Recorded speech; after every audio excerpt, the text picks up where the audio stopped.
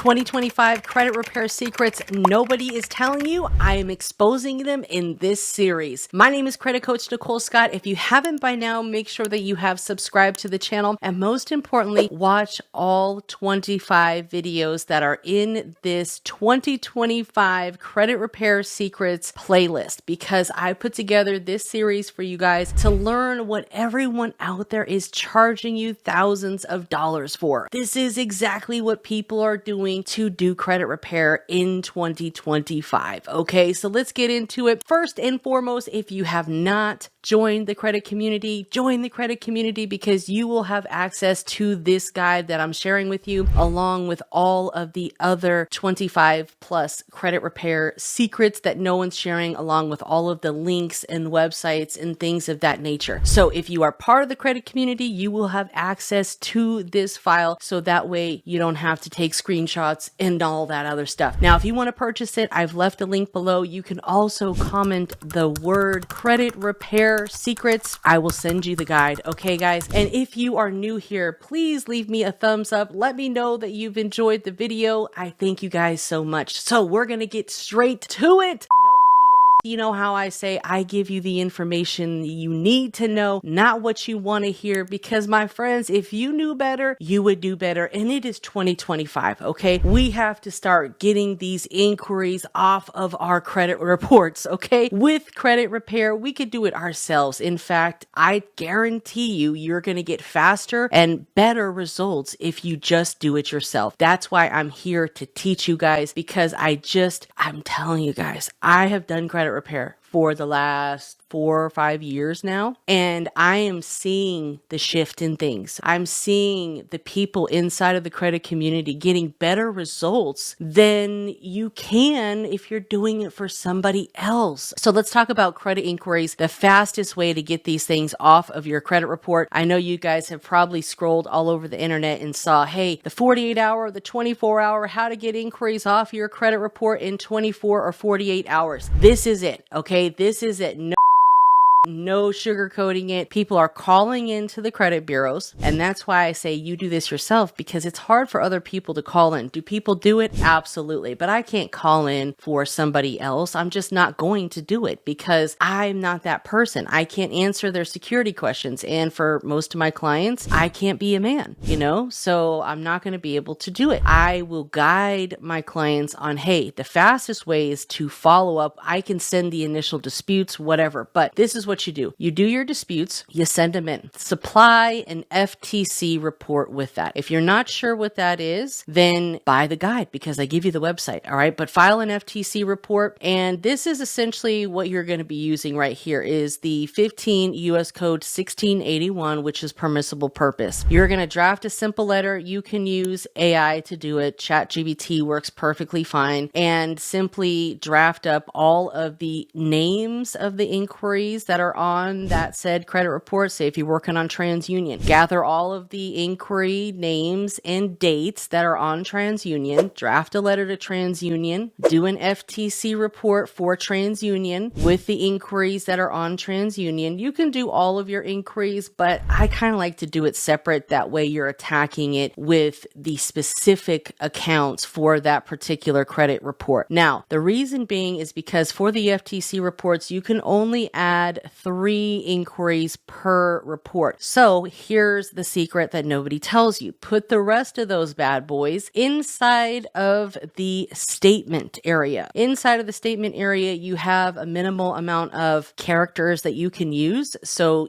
be brief and just say unauthorized inquiries, inquiry name, inquiry date. Inquiry name, inquiry date, so it's all of the data that the credit bureaus need in order to remove it. Now, once you have your letter drafted, your FTC report, your ID, your social security card, I recommend getting a copy of those things to send it in with your letter or upload it onto their website. And we'll get to that in just a second. All right. So gather these things, because we're going to need, anytime you do a dispute letter, I don't care if you just sent a dispute letter, every single time you do a dispute letter to the credit bureaus, you need to supply it with ID, preferably ID that has your most recent and accurate and correct address on it, preferably. If not, try to use a passport. If you don't have a passport, you can, just supply 2 forms of proof of address. But we're going to need proof of address, right? Some sort of utility bill that is in your name that has your correct address on it. And then just to kind of solidify it and ensure they don't need anything else, send a copy of your social security card. Now, there's a few ways that we can do this. Number one is we're going to send them a nice little packet via good old USPS mail, via certified mail return receipt. So that way you can verify they in fact received it. And so if you have to go to the CFPB on the asses, you got the proof. We're building a case here, folks. We have to gather these things as if we were going to take them to court, all right? Because when we go to the CFPB, which was in part 2 of this series, you want to show them as much proof as you possibly have, because again, you want to try to correct the problem with the credit bureau first before you go to the CFPB. I have people go to the CFPB first, and that's fine too if you want to go that route. I feel like a lot of times you can get this stuff corrected with the credit bureaus pretty quickly, and then whatever you have left, get the CFPB involved. Now, with the credit inquiries, I give you the guides right here. Once you've sent them in that nice package, it's got all your docs and stuff like that, you can call them. Give it about 14 days, allow them to receive it, upload it into their system, and then you can call them. All right, now around the same time that you're mailing out this stuff, you can also upload to Experian. Visit experian.com/upload, and you don't have to have a login for that. And this is a great and actually faster way to get this information into Experian's database, so you can actually call them a little quicker. And this is why people say the Experian credit inquiry hack is so much easier. Experian is the easiest. You can call them in, but they also have the upload, because as many of you might know, when you try to go dispute things inside of your online portal for, say, like Experian or Equifax or TransUnion, you're not able to dispute inquiries. A lot of times they just don't allow you to dispute inquiries online. Okay, that's fine. We're still going to draft a letter listing all the inquiry names and dates and just simply say that they're unauthorized, demand they remove it from our credit report. You don't have to overcomplicate things. You don't even need to put the law in there if you don't want to, but this is the law. Permissible purpose. You can let them know these are simply unauthorized and I demand you delete them. Simple, right? Because inside of our dispute letters, the most important thing is saying what we're disputing. So either the account name, account number, or in our case, the inquiry name and the inquiry date, exactly how it is listed on your credit report. And a lot of times, if you simply use like Smart Credit or 𝑀yScoreIQ, which I'll leave a link in the description in case you need a copy of your credit reports, you can simply copy it just how they have it listed. But I like working with the 3B reports because they're side by side and you can see the difference in the bureaus and whatever you need to,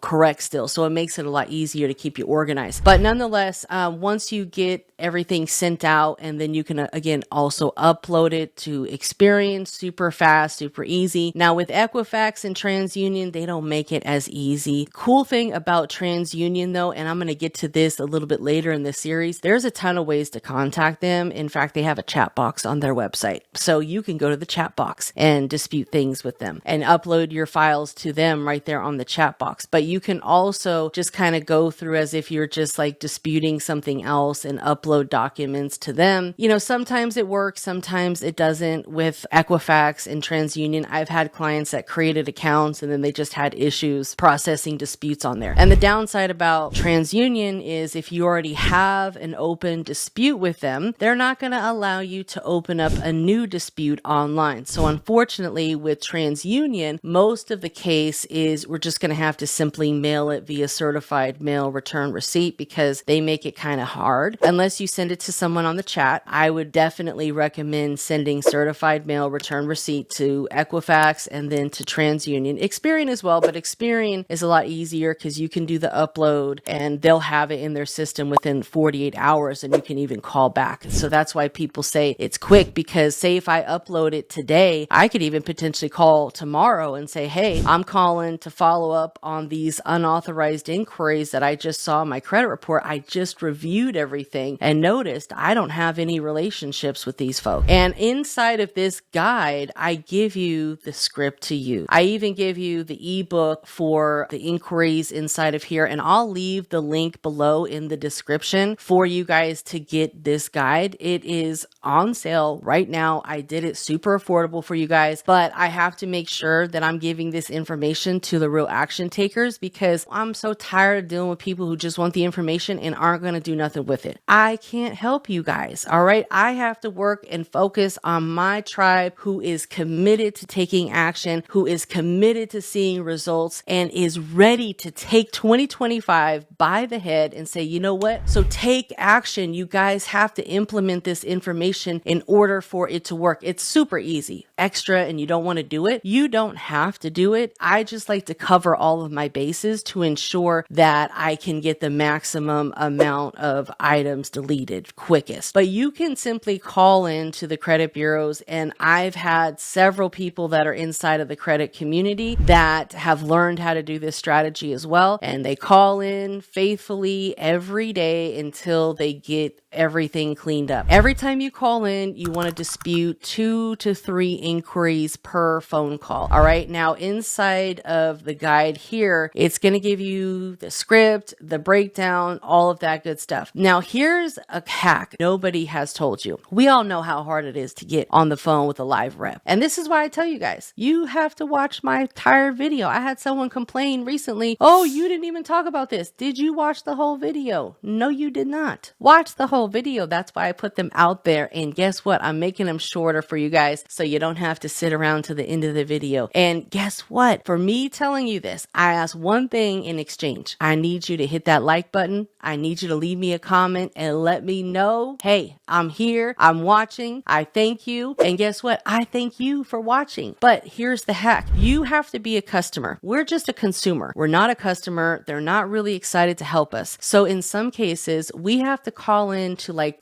say membership. Every credit bureau has a membership that is paid for. We want to be a customer. And sometimes it's the best to even pay for a membership while you're repairing your credit, because then you can get, better support. Yes, I'm a paying customer with you guys. I need help. You can get a live agent on the phone a lot faster if you are a customer and you need customer support. They're more likely going to get you with a live agent. Now, once you get with that live agent, they're probably not going to be able to exactly help you. But what they are going to be able to do is they're going to be able to transfer you over to the fraud department. And that's who has the authority to correct this information, delete this information, and everything that we're looking for. But the great thing is we're not going to have to deal with all of these, oh, sorry, there's nobody available. Just call into customer service, okay, as if you were a paying customer with them, and ask them to transfer you over to the fraud department. Now, like I've told you in probably some of these other videos, there's many ways to contact the credit bureaus. The phone is the easiest, and of course, just being a customer. Some of them you can even contact on their website, like TransUnion. They have a chat feature on their website. There's also social media. A lot of people don't talk about that, but you can actually contact the credit bureaus on social media. And I have heard a few people that have had success with it. And I think the reason why I don't hear more people is because nobody really knows about it, right? Have you ever tried to DM these social media pages for either TransUnion, Equifax, or Experian and let them know that you've got an emergency that you need taken care of and deleted from your credit report? Try it out. Let me know if it works, because I was speaking with the chat representative yesterday just to kind of check things out on TransUnion, and I already had a dispute open. So unfortunately, there wasn't really anything that they can do about it. I have to wait, but I was certainly,